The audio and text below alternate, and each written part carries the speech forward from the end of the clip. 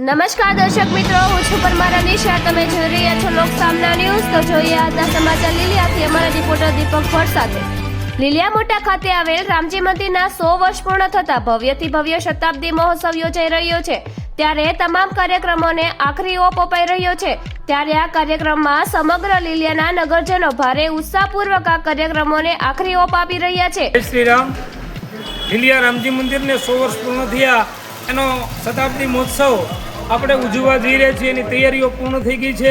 અહીંયા સરસ મજાનો યજ્ઞકુંડ પણ તૈયાર થઈ ગયો છે. અને આજે જ આપણે એક મહારાષ્ટ્રનું આયોજન કર્યું છે. એ રાત્રે 9 વાગે પટેલવાડીની બાજુના મેદાનમાં આજે મહારાષ્ટ્ર યોજાશે. અને આવતીકાલે એટલે કે 1 તારીખે સવારે જુવારા યાત્રા, જળ યાત્રા અને માટી યાત્રા વડવાળા ચોકથી રામજી મંદિરે આવશે. અને ગામના તમામ બહેનો છે એ જુવારા લઈને આવશે. અને રામજી મંદિરને જે ધજા ચડાવવાની છે એ ધજાજી પણ ત્યાંથી જ શોભાયાત્રામાં અહીંયા આવશે. અને પછી અહીંયા યજ્ઞ શરૂ થશે સવારે. અને રાત્રે હનુમાન ચાલીસાનો કાર્યક્રમ સરસ મજાનો રાખ્યો છે, એ પણ પટેલવાડીએ છે. બીજે દિવસે પણ અહીંયા યજ્ઞ અને યજ્ઞ પૂર્ણ થઈએ બીજે દિવસે રાત્રે ભજન સંધ્યાનો કાર્યક્રમ રાખ્યો છે. એમાં નામી અનામી કલાકારો અહીંયા આવી અને ભજન બધાને સંભળાવશે અને એ બધાનો લાભ લેવાનો છે. 3 તારીખે યજ્ઞ જ્યારે પૂર્ણ થાય પછી ભવ્ય શોભાયાત્રાનું આયોજન કર્યું છે. શોભાયાત્રા છે એ નગરના મુખ્ય માર્ગો પર ફરશે અને ફરી પટેલવાડી જઈ અને પછી રામજી મંદિરે આવશે.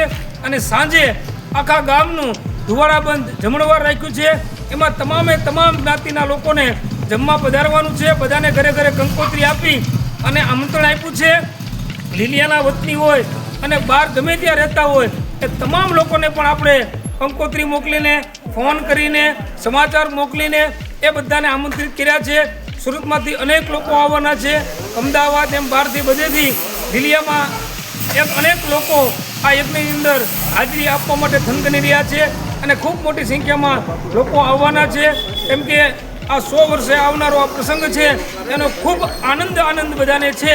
જય શ્રી રામ. તો ફરી મળીશું એક નવા સમાચાર સાથે. ત્યાં સુધી જોતા રહો લોકસામના ન્યૂઝ.